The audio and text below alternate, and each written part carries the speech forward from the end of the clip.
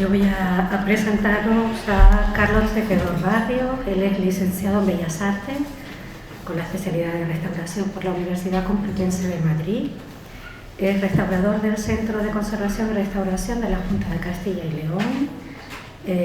También restaurador del Servicio de Restauración de la Dirección General del Patrimonio Cultural de la Junta de Castilla y León, actualmente, con lo cual es responsable de la restauración de bienes muebles desde 1998 hasta la actualidad.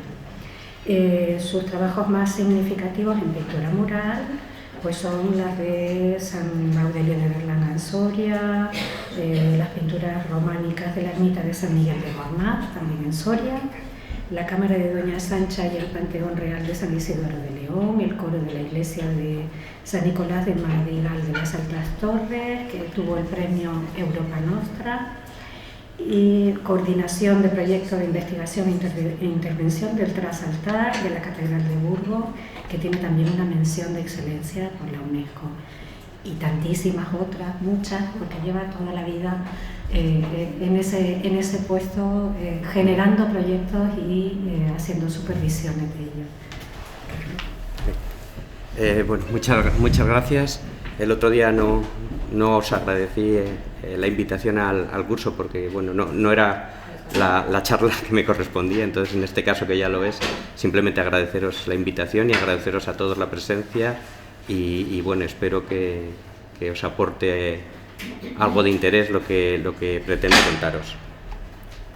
Bueno, en primer lugar quería comentaros la charla que quiero daros en este momento es sobre dos intervenciones concretas y lo que une a estas dos intervenciones concretas es el planteamiento que hago en el título y es un poco una cosa que ha estado sobrevolando toda la jornada, pero creo que es interesante recordarla y tenerla en cuenta, que es la íntima unión que tiene los espacios arquitectónicos y la pintura mural. No se entiende o no se configura correctamente un espacio arquitectónico sin entender, comprender y asumir el color que tienen sus muros, tanto de color, vamos a decir, con representaciones iconográficas o simplemente colores de pinceladuras u otro tipo de acabado plástico que pueden tener estos muros. No se entiende ese espacio si no es con eso, se imbrica perfectamente el color con ese espacio. Y por otro lado, al revés, la pintura mural que se da en estos muros tampoco se entiende sin su espacio. Se diseña y se concibe para ese espacio y es una unidad. El segregar una pintura mural de ese espacio para donde se ha creado crea un conflicto y crea una agresión brutal a las dos partes, tanto al espacio arquitectónico como a la propia pintura separada de su objetivo y de su origen, ¿no?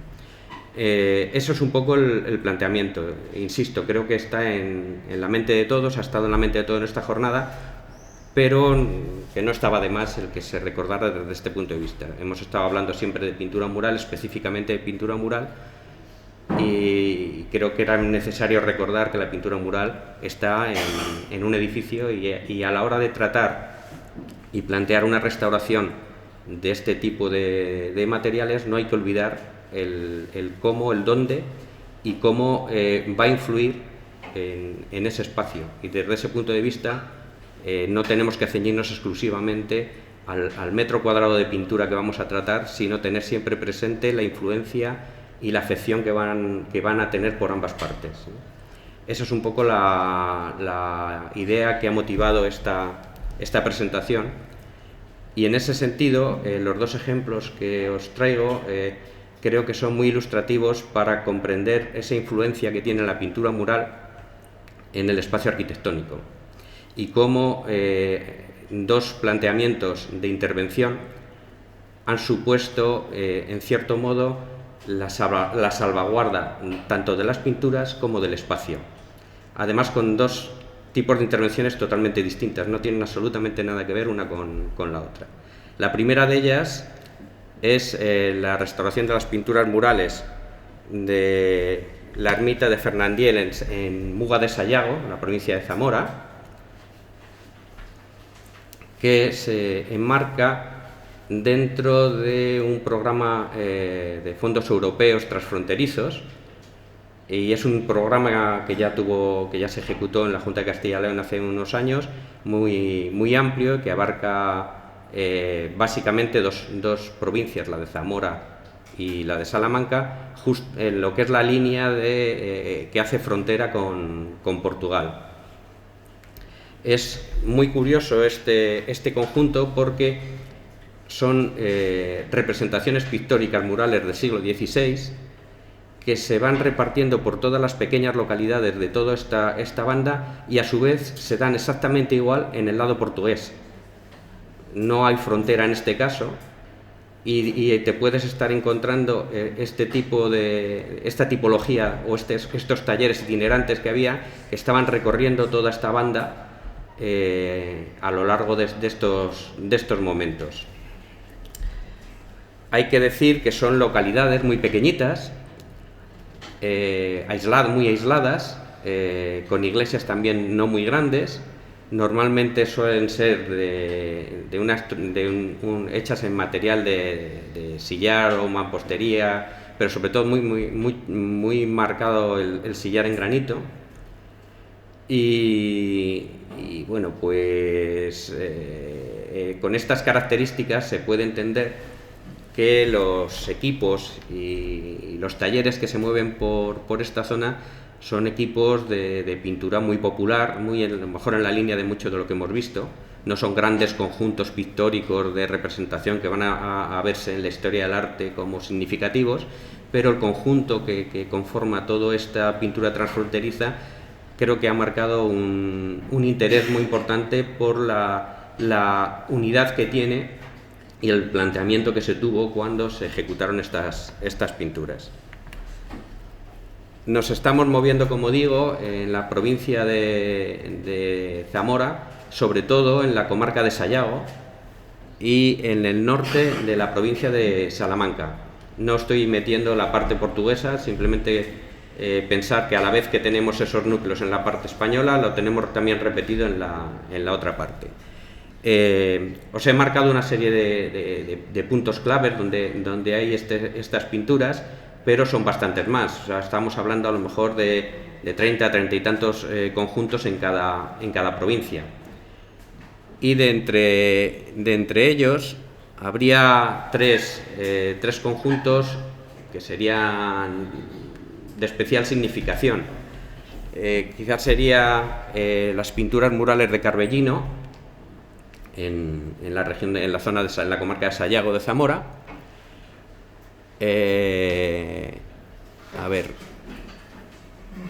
Carbellino, Muga de Alba también es muy perdón. Vale. Están en esta zona, no sé si es Carbellino, es esta, Fernandiel es esta, está por aquí, y luego la otra también que es muy interesante, ya en la provincia de Salamanca, sería la de Carvajal de Berambeles.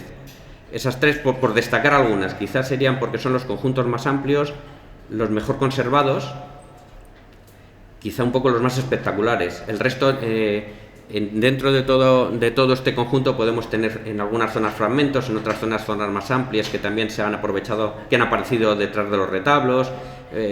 Bueno, pero forman parte de lo que es este conjunto que os estoy indicando. Como veis, son unas pinturas que tienen una particularidad, están pintadas de una forma, digamos, muy popular, pero están al tanto de todas las innovaciones ornamentales que pueda haber en el momento, en el siglo XVI, y que se representan de una manera muy sencilla, pero intentando plasmar esos conceptos plásticos que estaban imperando en el momento. Son pinturas que están realizadas a fresco con acabado en seco, y es muy significativo el uso de plantillados para hacer la separación de las escenas. se ve perfectamente el uso de esa plantilla, y además se va viendo cómo puede haber varios talleres que están siguiendo este concepto y se están moviendo por esta misma zona, pero la idea general es más o menos la misma y el resultado es muy parecido. Ahí tenéis arriba Carvajal de Belán Vélez, la de la izquierda, la de la derecha de arriba es Muga de Alba, Carbellino abajo a la derecha, y la grisalla que veis ahí también es Carvajal de Belán Vélez. Os he puesto estos ejemplos, no voy a entrar en ninguno de ellos, simplemente que sepáis cómo son estas pinturas, dónde están y demás. Y esta sería la ermita de Muga de Alba, Muga de Fernandiel, la ermita de Fernandiel, que es la que vamos a hablar.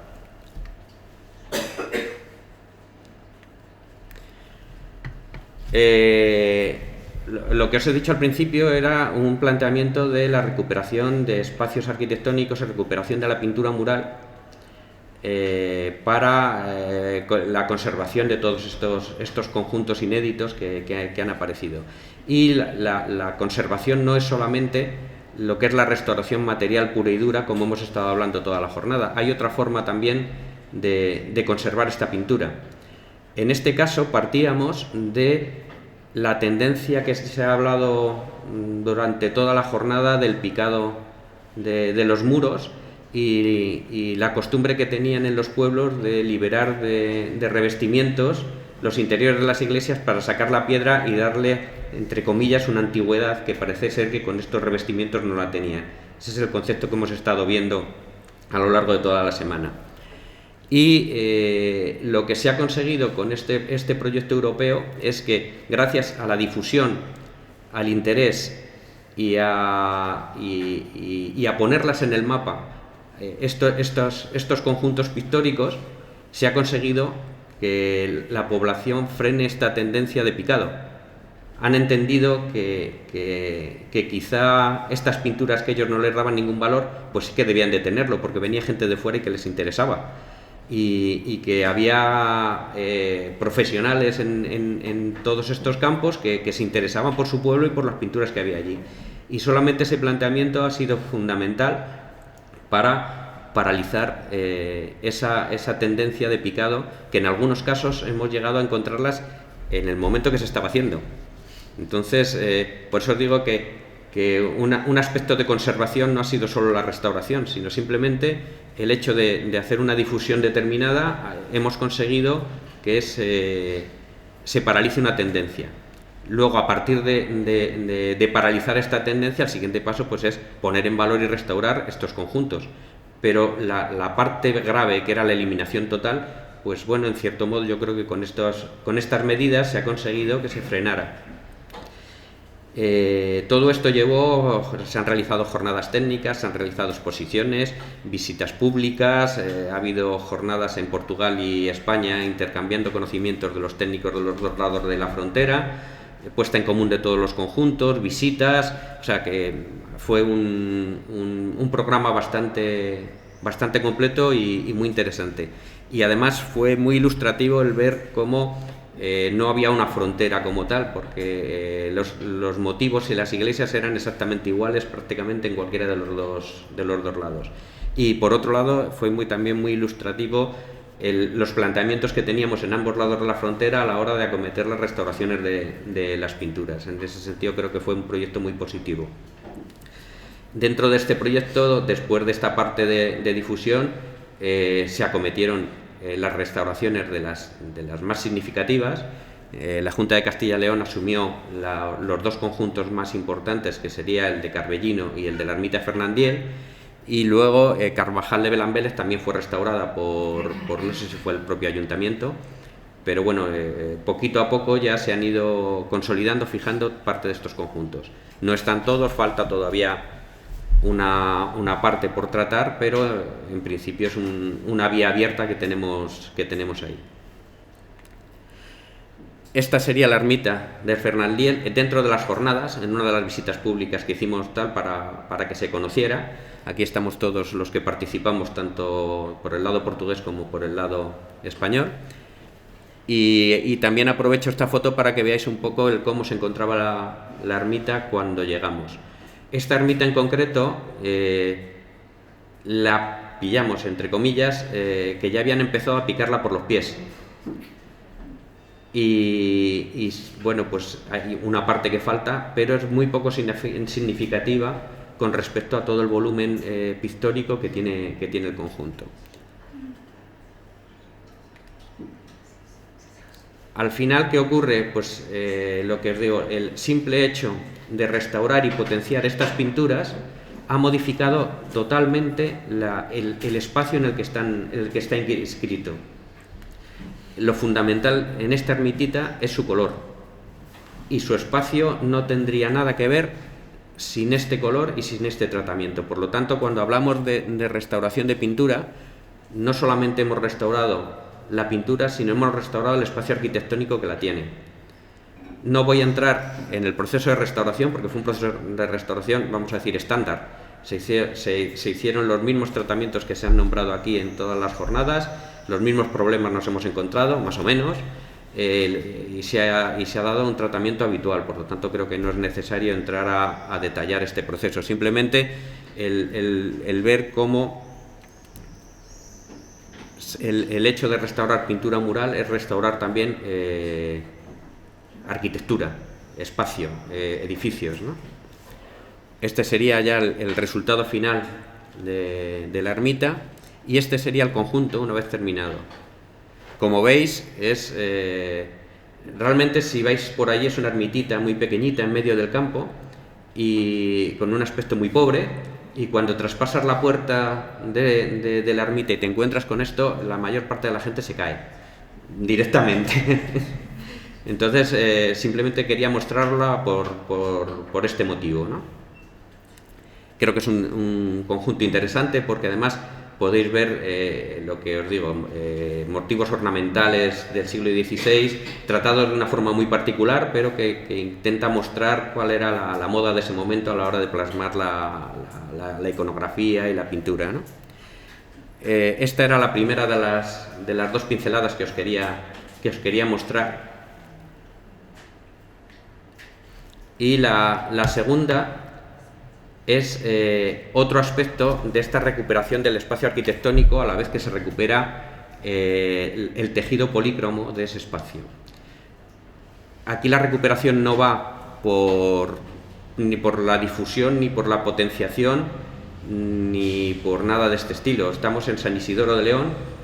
San Isidoro de León, como todos conocéis, es suficientemente conocido, visitado, apreciado, valorado. O sea que todo lo que se diga sobre San Isidoro quizás es poco.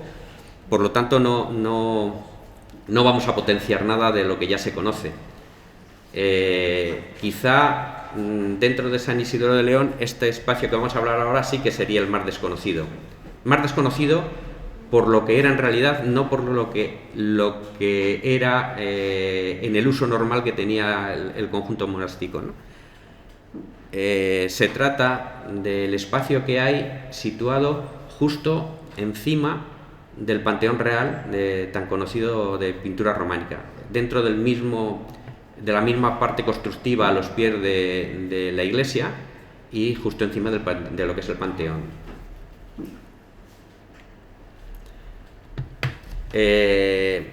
La cámara de Doña Sancha ha tenido una vida bastante compleja a nivel de espacio. Ha pasado por ser una tribuna hacia el espacio sagrado, ha sido oratorio, ha sido celda, ha sido sala capitular, y a partir de mediados del siglo XX pasó a ser la sala una sala del museo de San Isidoro. Esta sala, en función de cada momento y de cada uso que ha tenido, ha ido teniendo distintas acabados, distintas compartimentaciones, distintas representaciones, pero lo que nos vamos a centrar es en un momento que es en el siglo XVI, cuando se convirtió en sala capitular. En este momento, para dar respuesta a la necesidad y el uso que se le quería dar a esta sala, se policroman todas sus paredes con un ciclo pictórico dedicado a la vida de San Isidoro. Esta foto que veis es una foto de este ciclo en el estado en el que se encontraba antes de 1962, que es cuando se hace la intervención sobre la que vamos a actuar. Como podéis ver, era una pintura que ocupaba gran parte de los paramentos de la cámara y que daba una ornamentación muy potente a todo el conjunto.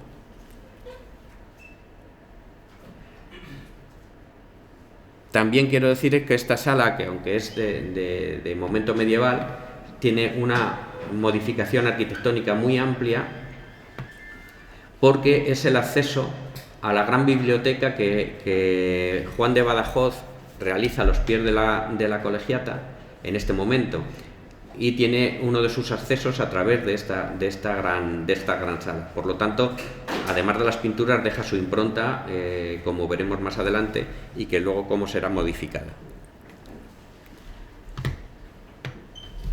¿Qué ocurrió?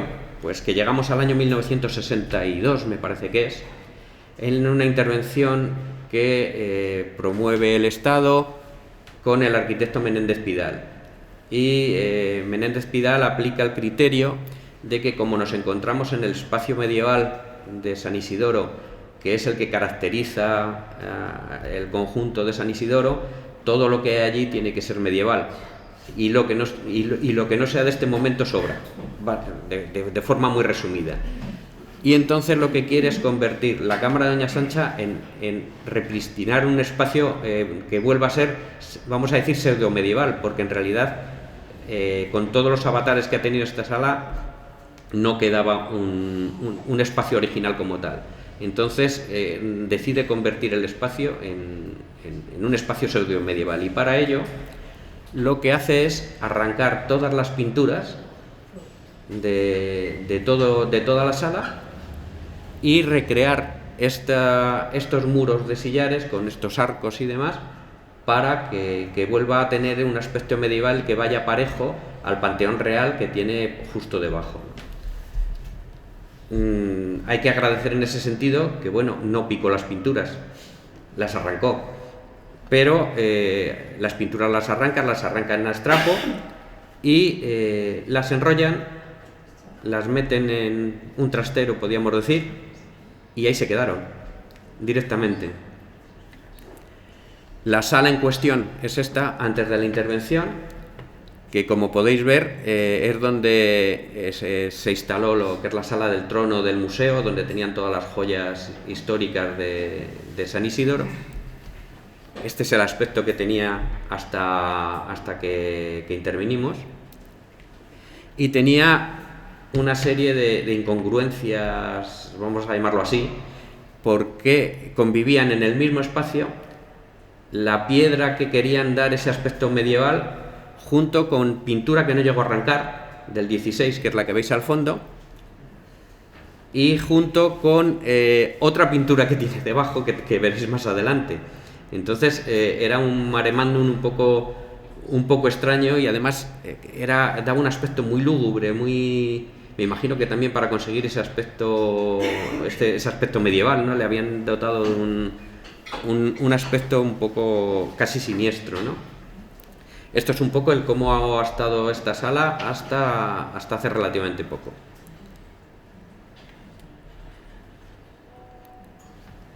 Ante esta situación, bueno, todo esto parte porque se plantea remodelar el Museo de San Isidoro.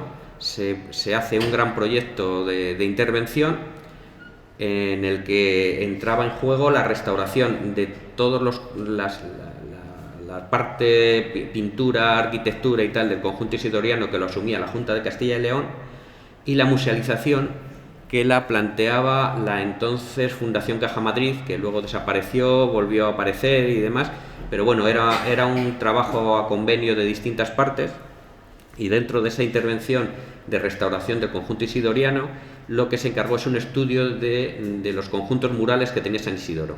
Se estudiaron todos los conjuntos para hacer las intervenciones en su momento de cada uno de ellos, y uno de ellos era el estudio de la cámara de Doña Sancha.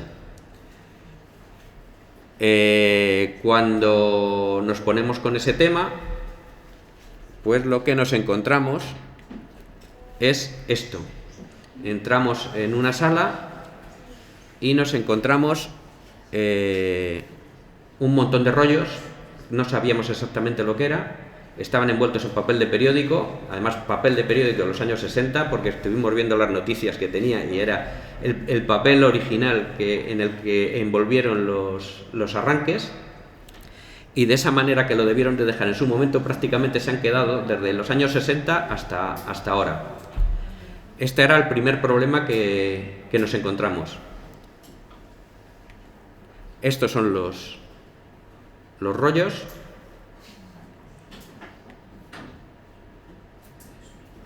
Aquí veis un poquito la situación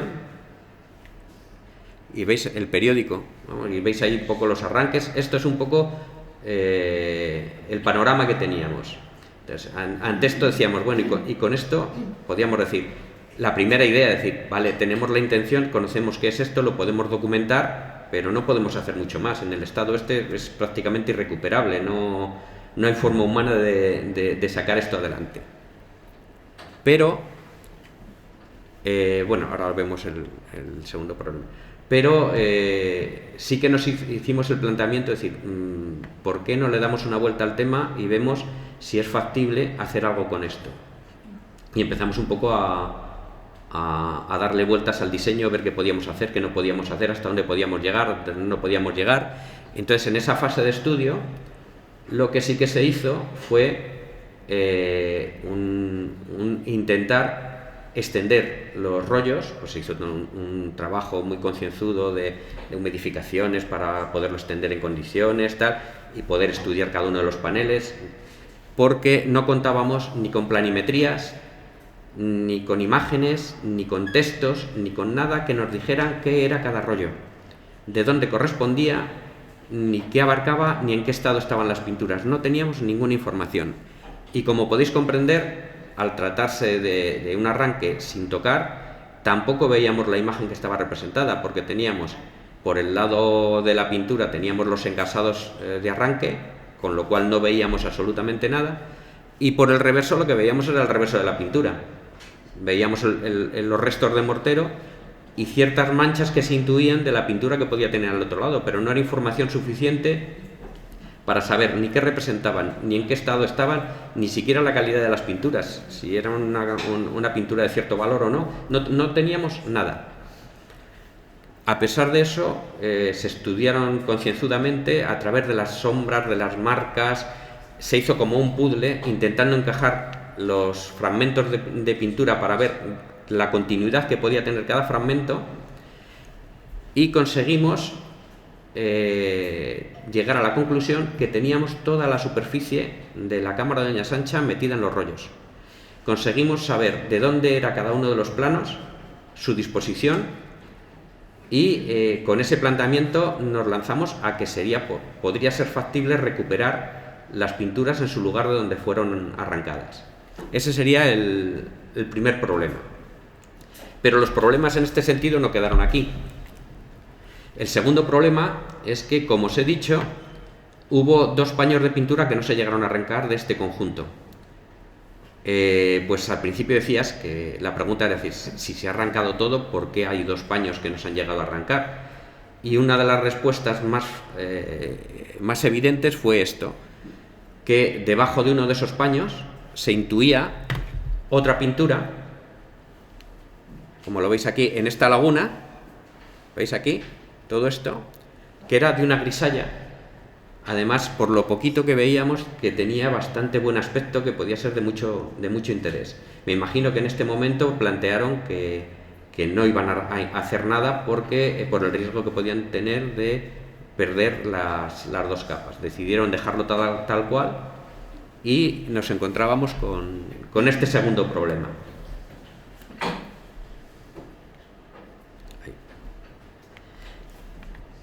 Y el tercer problema era que, como os he dicho, cuando Juan de Badajoz construye la gran biblioteca a los pies del conjunto isidoriano,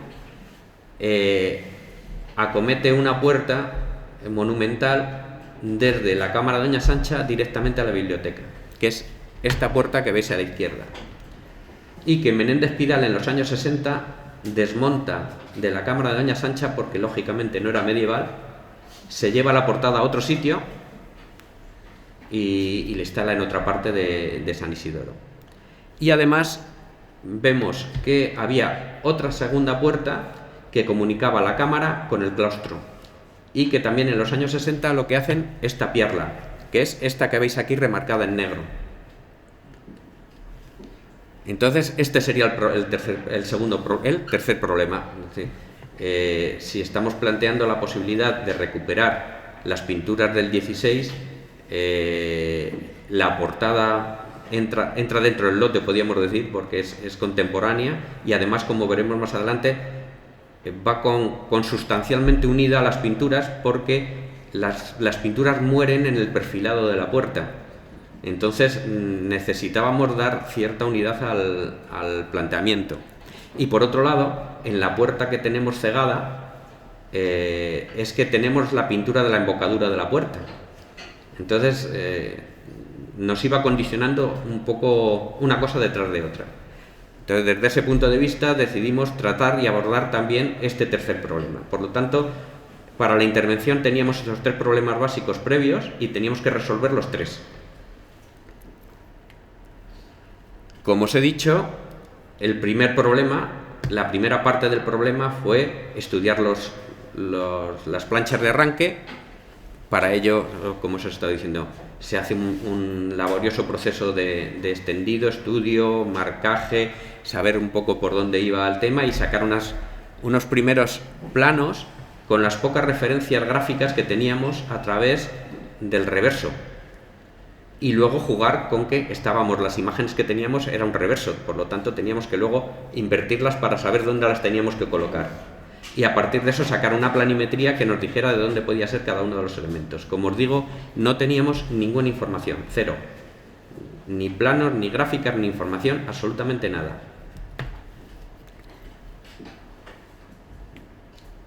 Este era el estado de los arranques, una vez estirado. Podéis ver también el estado en el que se encontraba, lo cual hubo que hacer un proceso de estiramiento, nivelación y demás, bueno, bastante exhaustivo.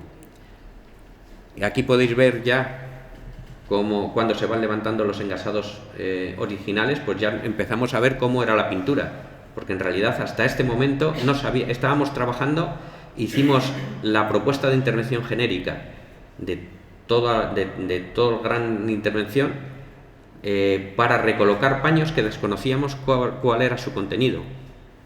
O sea, dábamos por supuesto en lo que nos íbamos a encontrar, pero lógicamente no lo conocimos hasta este momento, ¿no? No voy a entrar en todo el proceso de colocación. El otro día, cuando hablamos con la sala de Carrizo, la sala morisca de Carrizo, ya os contamos un poco el proceso de recolocación en soporte. En este caso fue muy similar. Tengo que decir que este proyecto se hizo antes que Carrizo. Entonces la primera intervención para recolocar la pintura arrancada fue en este caso, y lo que se hizo en Carrizo fue aplicar la misma sistemática que en su momento utilizamos aquí, con una única diferencia que pueda indicar, que es que en Carrizo teníamos la deformidad de los morteros originales, la teníamos in situ, mientras que en este caso, como partíamos de un arranque, no teníamos esa deformidad ni teníamos esa referencia, pero teníamos que generarla, porque si colocábamos una pintura mural sobre un soporte inerte totalmente plano, se nos iba a quedar una pintura que perdía uno de sus valores fundamentales, que son las irregularidades plásticas de los morteros. Por lo tanto, lo que hicimos fue sobre el soporte inerte generar esas deformaciones, y esas deformaciones luego aplicar ya la pintura, las placas de arranque, aplicarla a este soporte. como eso que os estoy contando, ¿veis? Estos parches que veis aquí serían las deformaciones que generamos al soporte plano inerte, que se hicieron con una resina para darle forma y luego con fibra para volver a generar una nueva superficie de aplicación del paño de arranque. Ya os comento, no voy a entrar en el proceso de arranque, porque además de colocación en soporte, porque es el sistema de colocación luego tradicional que siempre se ha estudiado cómo se debería de hacer. Pero luego había también otro problema añadido, que era que estamos lógicamente en una sala rectangular, bueno, con sus resaltes y demás, pero si nosotros metemos un soporte inerte de una sección importante, cuando llegáramos a las esquinas, nos encontramos con que el perímetro que generamos es más pequeño que la sala y por lo tanto no nos entraría la pintura. Tendríamos que montar en las esquinas parte de la pintura porque lógicamente la hemos hecho más pequeño ese perímetro. Por lo tanto tuvimos que buscar un soporte que tuviera unas dimensiones en sección mínimas y que fuera compatible con el grosor de los morteros originales, para que a la hora de colocarlo nos cuadrara perfectamente los ángulos en el sitio donde tenía que ser. De esta manera sí que encontramos un soporte inerte de 5 milímetros, que es el que utilizamos, que coincidía prácticamente con el grosor de los morteros. Aquí, como veis, es uno de los fragmentos en el que ya estábamos armando todo el conjunto.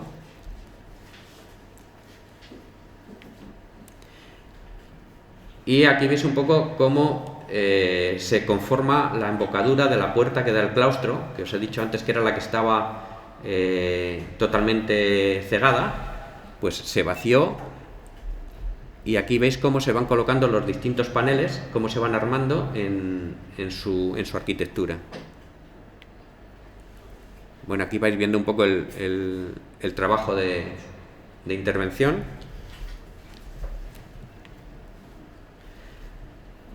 Y bueno, pues esta parte más o menos la teníamos, si no solucionada, al menos encarrilada. Más o menos estábamos viendo ya en cierta luz, sabíamos que bueno, que era factible, que nos estaba cuadrando el tema, pero nos metemos con el segundo problema. Y el segundo problema era el que os he dicho, que teníamos un paño que tenía dos capas de pintura superpuestas y entonces se nos plantea una duda. Si fijamos y consolidamos la capa más superficial, que sería la que correspondiente a todo el conjunto arrancado para dar una unidad al espacio, en el momento que empiezas a meter consolidante, ese consolidante llegaría a la capa que tenemos inferior y con esa problemática estábamos condenando prácticamente a la pérdida de la capa de pintura inferior. Todas las inyecciones que pudiéramos plantear para fijar y consolidar la capa, vamos a decir, para orientarnos, la capa arrancada es de 1580. Todo el planteamiento de consolidación que hiciéramos para consolidar la capa de 1580 iría en contra de la conservación de la capa que teníamos inferior, que luego documentamos que era de 1530. Ante este problema, lo que nos planteamos era, pues a lo mejor lo que tenemos que hacer es arrancar la capa de 1580 y intentar salvar la capa inferior. Y ese es el planteamiento que hicimos. Entonces, la contradicción parte de que el objeto principal de toda la intervención es la recuperación de unas pinturas arrancadas en los años 60 y para esa recuperación nosotros nos planteamos arrancar una pintura de ese mismo conjunto. Se hace un arranque a strapo, fue muy delicado porque necesitábamos no tocar la capa intermedia. Aquí veis un poco durante el proceso de arranque, y lo que nos encontramos fue esta grisalla magnífica, tiene una calidad increíble, tenía zonas muy perdidas, estaba hecho sobre un enjabelgado de cal directamente sobre el sillar, o sea que tiene una capa muy fina, y luego es una grisalla de 1530, y ante este gran descubrimiento, podríamos decir, lo que planteamos es que ¿qué vamos a hacer ahora? Entonces, la decisión que tomamos era que tenemos que seguir con el programa previsto. Hay que recuperar un espacio y hay que recuperar unas pinturas. Por lo tanto, la pintura que hemos arrancado la volvemos a colocar en su sitio. Pero con esta pintura aquí. ¿Cuál fue la decisión? Primero, se hizo un fijado de esta pintura parecida, no se ha hecho reintegraciones ni nada, simplemente se ha fijado, se ha consolidado la pintura, se ha documentado, se ha estudiado, y luego se ha hecho una gigafoto para su estudio y documentación antes de volver a recolocar la pintura que hemos arrancado. La pintura que hemos arrancado, bueno, aquí veis un detalle de la grisalla para que veáis la calidad que tenía la pintura que hay debajo.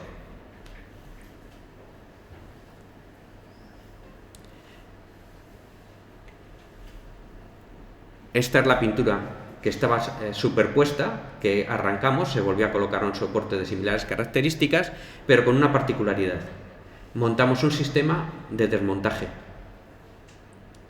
para que en momentos puntuales, cuando se tenga que revisar por mantenimiento o porque se tenga que hacer un estudio muy determinado de las pinturas, un equipo de restauradores puede desmontar perfectamente esta pintura y volver a recuperar la grisalla. Aquí veis la estructura por la parte de atrás y en la foto de la izquierda el sistema que ideamos de bridas para poderla, como si fuera una cortina, subir y bajar. Se baja, se apoya, se bascula hacia el suelo, vemos, se estudia, se hace el trabajo que se tenga que hacer sobre la grisalla y con el mismo procedimiento se vuelve a subir y se vuelve a instalar. De esta manera tenemos conviviendo los dos niveles, los dos estratos, el de 1530 y el de 1580, en su sitio. No hemos condenado la grisalla sigue estando ahí consolidada, sigue estando ahí dispuesta para su estudio, la tenemos documentada con una gigafoto para que pueda seguir estando presente, y además mantenemos la lectura de todo el espacio conformado de 1580, sin segregar ninguna pintura ni sacrificar ninguna pintura. Este sería lo que es el segundo problema. Ahí veis cuando se está montando el segundo panel, y como veis en la central, antes de hacer el cierre, ahí lleva luego una banda de cierre de esta parte, el remate de la grisalla, lo veis en el centro, cómo se quedaría relegado a ese segundo punto. Queda una camarita muy pequeñita de aire entre medias, entre los dos conjuntos, y en la foto a la derecha veis el remate final. Si os fijáis, justo en el perímetro, la línea no muere amorterada, sino que está abierta. No sé si lo veis, entre los sillares, porque es justo la zona de movimiento que tenemos de las pinturas. Entonces creíamos que prácticamente no se ve esa junta, y el efecto que tú ves cuando llegas allí, no te imaginas que detrás podamos tener la grisalla. Se ve todo perfectamente conjuntado y bueno, pues este era un poco el planteamiento. Pasamos al tercer problema, que era la portada monumental de Juan de Badajoz, que en la foto de la izquierda es donde la tenían montada desde los años 60. Entonces lo que se decide es volverla a desmontar y trasladarla a su hueco original. Para ello, pues se vuelve a abrir ese hueco original y se va trasladando la portada hasta que se conforma. Hay un detalle que, bueno, teníamos un hueco original, pero claro, cuando desmonta una portada de estas características, no se ciñen estrictamente al volumen de la portada, sino que abren mucho más hueco. Y dentro de ese hueco tenías que dar con el sitio exacto de donde iba la portada, porque la pintura llega hasta esa portada. Si nos hubiéramos desplazado ligeramente para un lado u otro, la pintura no entraría. Y para eso nos valimos de la propia pintura. Como veis, la pintura perfila perfectamente el contorno de la puerta por los dos lados. Entonces, disponiendo los paneles de pintura arrancada en su posición original, se nos formaba perfectamente lo que es la puerta. Ahí tomabas la referencia, marcabas y tenías el sitio exacto de donde tenía que ir recolocada la portada. Este sería la segunda puerta. Como veis, se vacía también el hueco. Y si veis en la foto de la derecha, todavía se ven las improntas de cuando se hicieron los arranques de los 60. ¿No veis aquí unas líneas?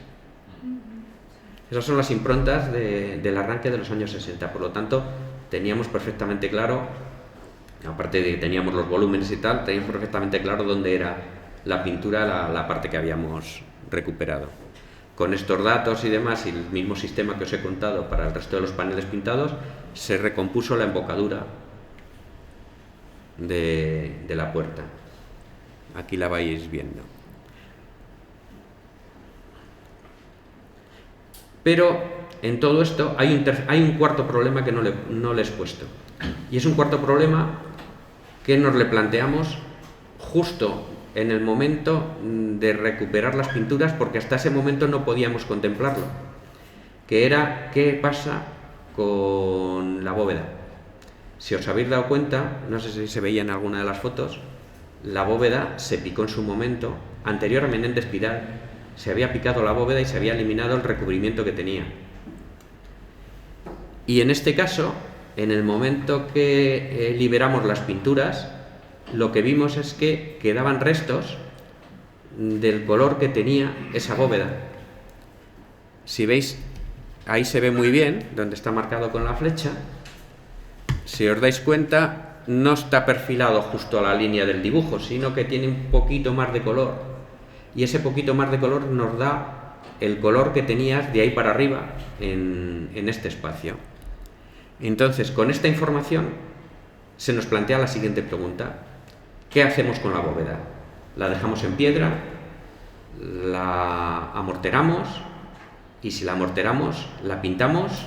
Y si la pintamos, ¿cómo la pintamos? Surge esa cuestión. Y para ello volvemos al planteamiento inicial. Cuando estamos restaurando pintura mural, no estamos restaurando solo pintura mural, estamos recuperando un espacio. Y además hay un condicionante muy importante, que es el color, tanto del espacio como de la pintura. Y aquí veis, en la foto no se aprecia mucho, pero en realidad se notaba muchísimo. La propia lectura de la pintura, como sabéis por teoría del color, está condicionado el color por también los colores que tienes en su entorno. Y no se ve exactamente igual un color en función de todo lo que tienes alrededor. Si tú dejas la piedra vista, la imagen recuperada de color tiene una entonación. Si lo pones sobre un soporte blanco, esa entonación nos pasaba a verde. No sé si lo veis un poco en la foto. Y si le das el color rojizo, el tono verde desaparece y coge otro. ¿Qué ocurre? Que frente a este planteamiento, la disquisición, es decir, tenemos que recuperar el color por los dos motivos, porque nos condiciona la propia pintura que estamos recuperando, y nos condiciona también el espacio que estamos recuperando con esta pintura. Por lo tanto, al final, como teníamos la referencia del propio arranque, que sabíamos qué color era el que se había aplicado, lo que hicimos fue marcar un color similar para la bóveda. Aquí podéis verla en tres de sus fases. A la izquierda, cuando están las pinturas colocadas, pero todavía con la piedra, amorterado, en blanco y ya con su color. El efecto espacial y el efecto de las pinturas es totalmente distinto. Y esto es un poco el cómo quedó al final todo el conjunto. Tengo que decir que la sala esta ahora forma parte es una sala del Museo de San Isidoro. Entonces, para que os hagáis también un poquito idea del resultado final, ¿no? Esta sería la portada de Juan de Badajoz una vez montada. Os veis la inicial y final, os veis la puerta del claustro antes y después. Veis que tiene un panelado porque en la modificación de Menéndez Pidal, por el otro lado, hizo una escalera tal que nos hace imposible poder tener realmente el acceso. Sabemos que en el 16 el acceso era por aquí, pero ahora no se podía practicar, entonces simplemente se puso un panel. Esta es la parte también que os he enseñado antes con la superposición de las pinturas. La misma parte de la foto que os he puesto al inicio. Las pinturas. Esta sería la parte de atrás. Aquí os he puesto esta foto porque el remate, nos dimos cuenta que las pinturas no estaban rematadas hasta el suelo, sino que estaban cortadas en un punto determinado. Y la explicación la encontramos en una foto anterior a la intervención de Menéndez Pidal, era porque tenía un banco corrido de madera perimetral y las pinturas arrancaban desde ese banco corrido de madera, como podéis ver en la foto de blanco y negro que tenéis ahí. Por lo tanto, lo que hicimos fue recomponer un banco de madera en la parte baja. De esa manera teníamos las pinturas en su sitio, conformaba la imagen que tuvo en su momento de sala capitular y dábamos un remate lógico y natural conforme a fue este conjunto. Y esta fue un poco el resultado final de la sala. Una vez recuperado tanto la pintura como el espacio de la antigua sala capitular del conjunto monástico de San Isidoro. Y bueno, pues esto es un poco todo. Muchas gracias por escucharme.